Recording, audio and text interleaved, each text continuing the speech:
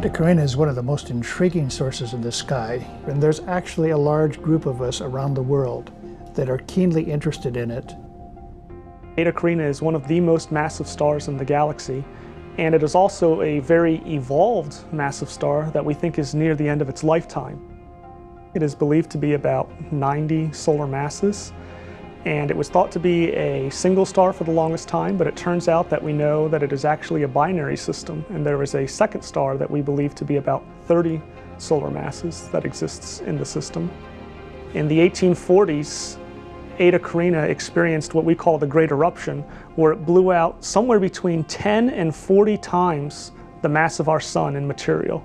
And that material formed this nebula that now surrounds the system. The nebula itself is a little bit large to map completely by Hubble.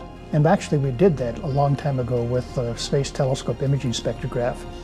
However, we were only able to see evidence of the dusty regions. So the thing that we did is we had an international collaboration, and we used the Very Large Telescope in Chile to do spectroscopic mapping of the entire Homunculus Nebula.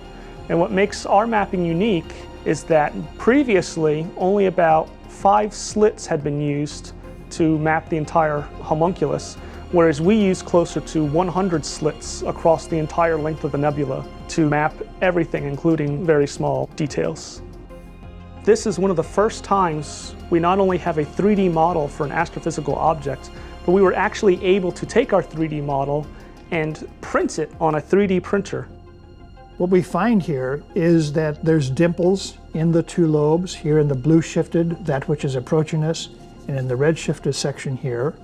And then most peculiarly, in between, where we might expect to see something fairly symmetrical around here, we see these 2 wings coming out, tilted both with respect to the bipolar structure and with respect to the orbit of the 2 stars.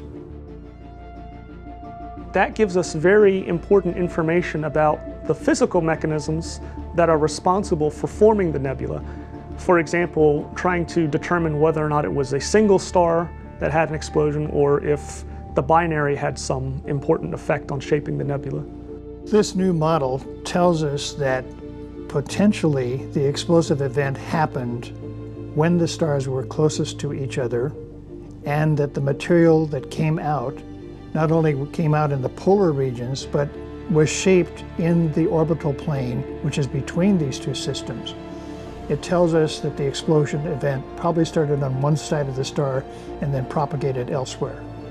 Prior to these observations and the modeling, there was no reason to think that binarity played any role in the eruption or the forming and shaping of the homunculus.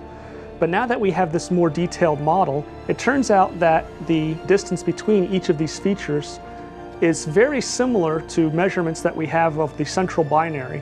And so for the first time, we have evidence that binarity played a role either in the Great Eruption itself or in shaping the nebula after the initial explosion.